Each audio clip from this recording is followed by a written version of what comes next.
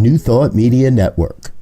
We are a global broadcast network of positive music, media, and entertainment, inspiring humanity's evolution along the journey of enlightenment and creating a world of love, peace, empowerment, and prosperity for all. New Thought Media Network. Positively inspiring. New Thought Media Network proudly presents On Purpose with Reverend Beth Linguri. Wednesdays at 7 a.m. Mountain Time, 3 p.m. Central European Time. Come find purpose, nurture growth, and live your passion. And now On Purpose with Reverend Beth Linguri. Well, greetings, everyone. So good to be with you again today. Welcome to On Purpose, Session 3. It's based on the book by Ernest Holmes called This Thing Called You. It's about you. And I'm your host, Reverend Beth Linguri, founder of the Center for Spiritual Living, the Center for Peace in Geneva, Switzerland. Delighted to be with you again today. This week, we'll be exploring Chapter 2 in Ernest Holmes' book. Remember, we're exploring this concept that life has a purpose. Your life has a purpose. And only you can fulfill that purpose. So we're learning together how to uncover what that purpose is. A quick review from our talk last time. I shared with you that this idea that life is a gift. Life is a gift given to you. And each one has received this gift of life. We don't know how. We don't even need to understand how, really. But I do know that I am in this body on purpose to give this gift. No one else can do this same purpose, can live this same purpose as I can. And I know that truth about you, about each one who is here today. For me, I knew this as an uneasiness. There was something that just wasn't right. It was just an uncomfortable space in me. And that's the way it is until one uncovers it and begins to live in alignment with it. So let's just embody this for a moment and go into a meditation where we can begin to really feel this idea. So I invite you to just take a breath. Inspiration, inspire and expire. Just allow the breath, maybe the exhalation, to be a little bit longer than the inhalation. And come here right now in this body. Just feel your body. You might want to just gently lay your hands on your lap or wherever it is comfortable and begin to understand and feel the pulsation of energy in your hands.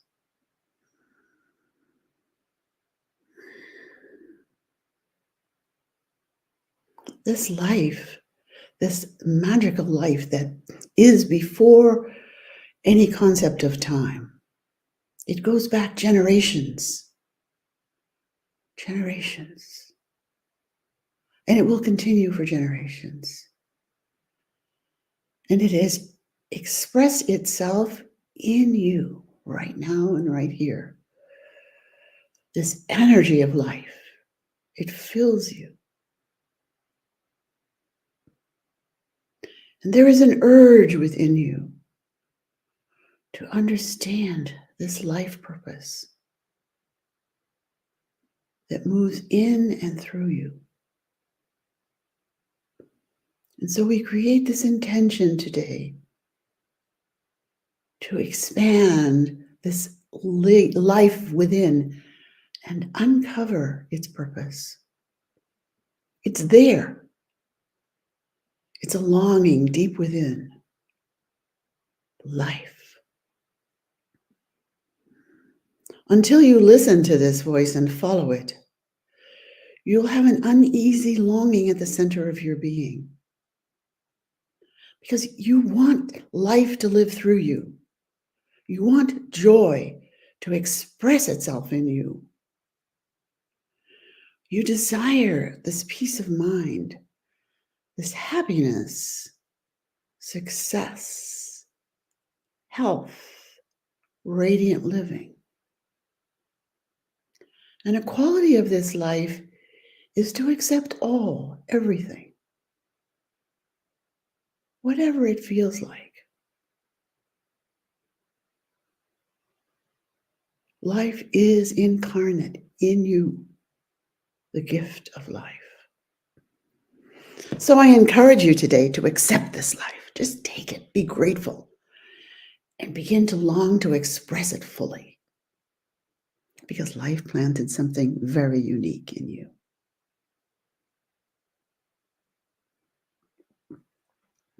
So, how do we uncover this something? How do we learn to live our purpose? Think of it this way. It's another way of thinking it and thinking about it and maybe embodying it a little bit more deeply. And I'm going to use the first person. I'm going to share from myself. And I invite you to simply close your eyes and share from yourself as well. These are I statements. So say them as I. There is a spirit in me. Some call this the Holy Spirit, God, the unknowable, unspeakable, Yahweh, the I am, Atman. Lao Tzu says that this spirit is unnameable. We cannot give it a name. So let's just not give it a name. Whatever it is, it lives in me. It is the real me. I exist as spirit in me. And today I awake and I discover it. I accept it. I express it. I share it. I surrender to it. And I follow it. It's like an echo within, as though it came from some invisible source, a deep feeling, an intuitive something. Can't quite put it into words, and yet it is as definite as life itself. So there's this deep sense within each one of us that we are already spiritual beings having this human experience. The spirit comes first and embodies through and in us. So I invite you to accept this. Just accept it.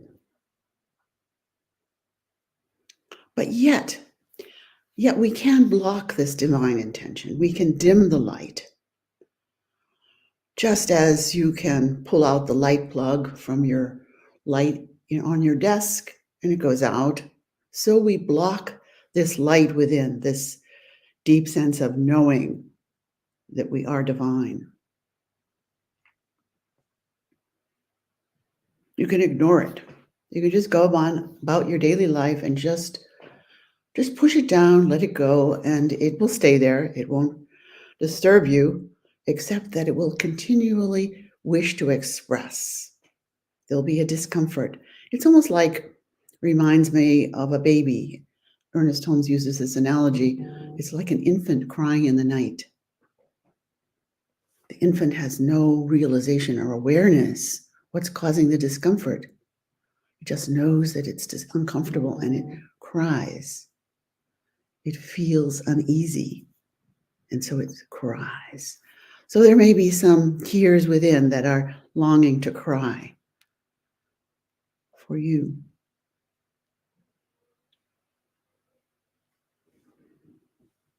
There is a real myself which forever exists in pure spirit. I had nothing to do with this. I merely awoke and discovered it.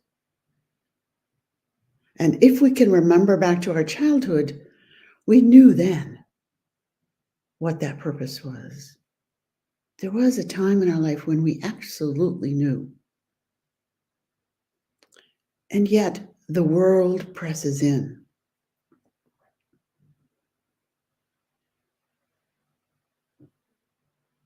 We receive so many messages from our environment, from our school, from our teachers, from our parents, and we begin to block this, knowing this purpose. Our minds, our intellects can accept it or reject it. So why do we reject this? Well, between this spirit, this energy of purpose, is our physical body and all of our external affairs. And we've been very busy with all those external affairs. All this thinking, believing, feeling. You have a deep yearning, but your mind is filled with the accumulated doubts of the ages. There is childhood trauma. There's the trauma of generations, which has blocked this knowing and separated it. It's like your spirit is broken up into many pieces. It's not whole anymore. So you can't recognize it. But the good news is your intellect can reach through all these doubts and unite with your inspiration. So think of these intellect reaching through and uniting with inspiration. The only thing between you and your divinity is these accumulated thoughts, beliefs, and emotions of the ages. So, but this is a good thing. I mean, we need to get on with life. We need to do certain chores. We need to raise our families, get a job, earn money, balance a checking account, drive a car. These are all things that we need to do as our physical body, as this spirit incarnate in this physical body. And that's good. There's certain pleasure in that. There's certain joy in that. But it is not who we are. It's not our purpose. So what you have put there, Ernest Holmes uses this expression in his book quite often, what you have put there can be removed. Unbeliefs are simply thought patterns from your past, from the environment, inherited tendencies, and you can reject them. And that's your job. Your job is to reject them. So this vision that we're following is this journey to wholeness, to putting back the pieces wherever they're blocked into a sense of oneness and connection with the divine. And so we just are constantly renewing this divine connection by rejecting all of the unbeliefs, as Ernest Holmes calls them. We're going to reconnect with soul, with the source of our being. Reconnect with the source. Just like when that light on your desk doesn't work, you plug it in and voila, there's light.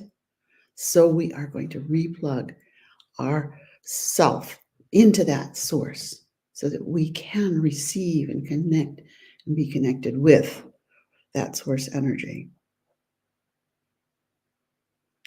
There's a law. There's a law that's just as real as the law of gravitation.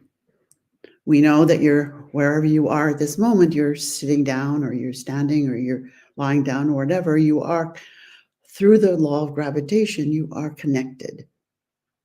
And you don't fly off somewhere. You just connect with the earth. There's a law of faith and belief, which is just as definite as any other of the laws in nature. And it's called the creative principle of life. If you stop and look around your environment and look at life growing, life changing, there's life all around you, life in the trees, life in the flowers, life in the ground, life in the earth. And if you can connect with that life in the earth, in the Gaia, you recognize that this life is greater than this individual, me or you. And this life responds to belief. It responds after a manner of your believing, as you believe.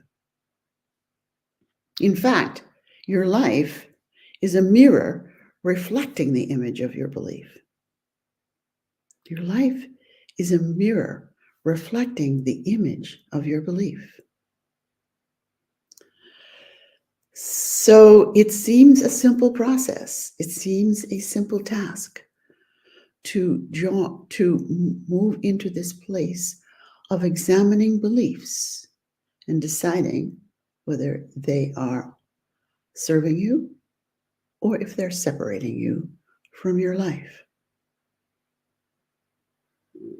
At one point in my life, I went into the study of ministry, and I became a minister in Centers for Spiritual Living.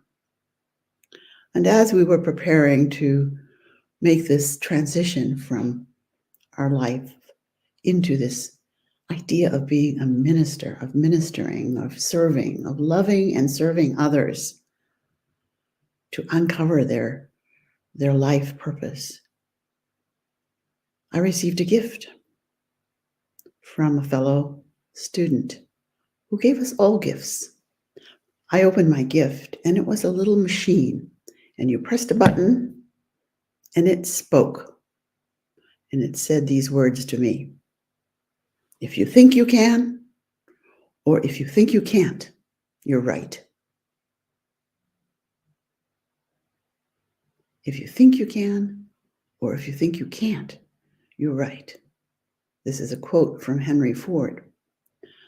Henry Ford, of course, was the inventor of the automobile, that you could have a horse-drawn carriage that was with an engine and not a horse, and it could go and it could take you places. You no longer have to have horse-drawn carriages. Well, this was incomprehensible to the people of the time. They could not imagine such a thing. They couldn't think of it.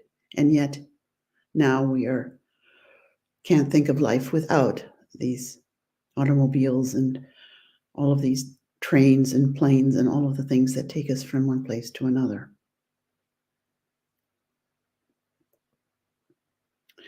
And so I encourage you to be open, to take some time in this next week to reflect on this and to become more open to it, to reflect on those words and those ideas, that this principle of life, this life that moves, has its being from the beginning of time until the end of time.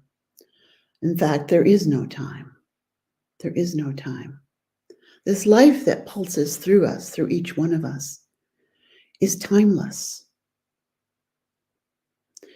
So we are in this body expressing this life at this time in a box called time, the time of birth and the time of passing or death. But it is much more than that. It is timeless. And so we connect with the generations that came before us. And we connect with the future. The future is already present. We're laying the groundwork for the future now. And as we go through these holiday season, I'm inviting you to take this time to love your family and reflect on what that love means with each other. As next week, we're going to, in our next session, explore together this idea of what that purpose, that unique expression of the divine I am and that you are. In this holiday season, we have just completed, some of us, the blessings of lighting the Hanukkah candles, a beautiful time, remembering all of our blessings. And this weekend, we will be celebrating Christmas and the New Year.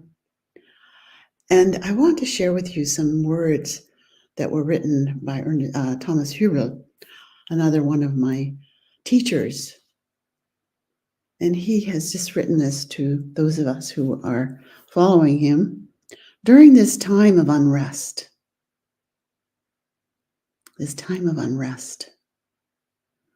Our interconnectedness can feel burdensome as we try to integrate so much of the global suffering.